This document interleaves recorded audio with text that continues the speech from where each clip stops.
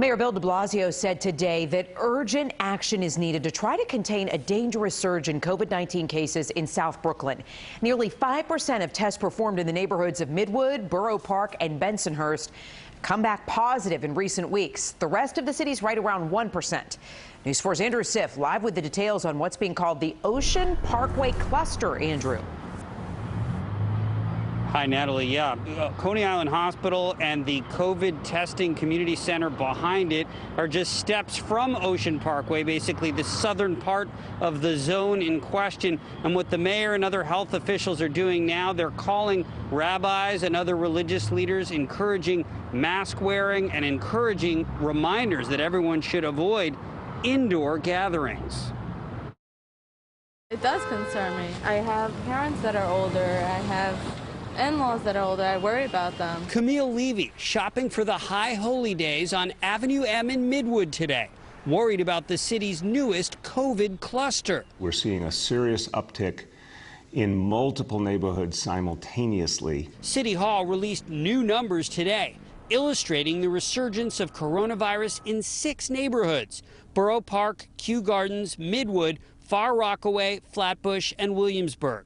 And health officials say the most dramatic jump in the so-called Ocean Parkway Cluster, where 122 cases on August 1st turned into 241 cases by September 5th, and by this weekend, 381 cases. I guess we have to be more careful.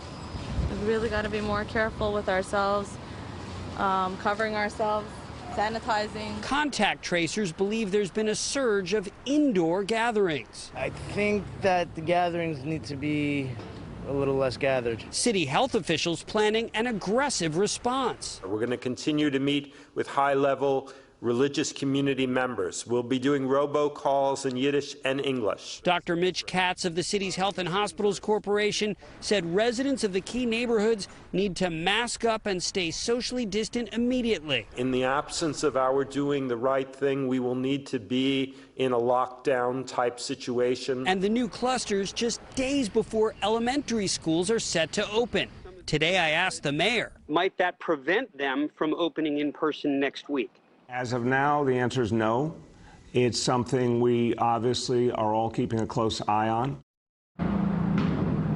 You notice the mayor saying as of now. That's because the city has a threshold. A 3% average citywide would mandate the closure of public schools. Right now, the average is well below that, but they're watching this cluster very carefully.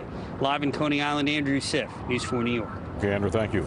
Well, 2020 has certainly been a year unlike any other, so why would New Year's Eve be any different? If you're hoping to say good riddance to the year gone by in Times Square, it's time to come up with a plan B. The big Times Square bash is going virtual this year. Organizers do promise the celebrations will be visually compelling and different from previous years, but they'll still bring the energy, they say, of Times Square to the ball drop digitally to viewers. New Jersey Senator Bob Menendez introduced a bill that creates an independent commission to study the nation's pandemic response and preparedness. That commission would be similar to the one created after the 9/11 attacks.